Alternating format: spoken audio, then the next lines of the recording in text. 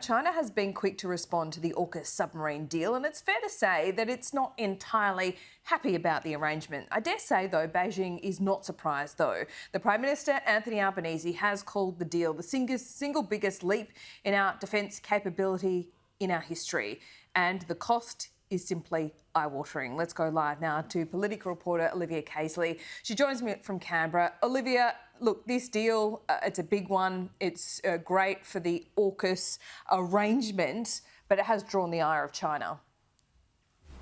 That's right. So as we know, AUKUS was created 18 months ago. It's an alliance between Australia, the US and the UK, and it was created to basically counter China's growing influence in the Indo-Pacific. Canberra hasn't formally confirmed these reports we've seen in the international media overnight, basically saying that Australia is going to obtain 5 US Virginia-class nuclear submarines. We're meant to have them pretty quickly by 2027, and they'll act as a sort of a stopgap to plug defence capability shortfalls while we wait for a brand new submarine that's British designed with US technology is created. But China, they're not happy about this at all. And in fact, these reports have prompted a pretty strong rebuke from Beijing.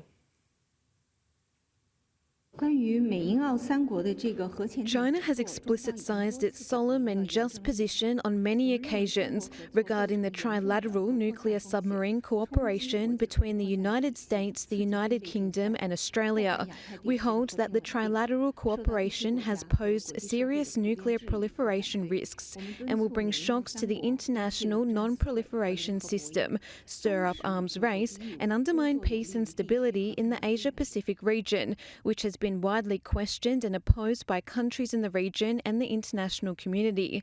We urge the US, the UK and Australia to abandon the Cold War mindset and zero-sum game, faithfully fulfil their international obligations and do things that contribute to regional peace and stability.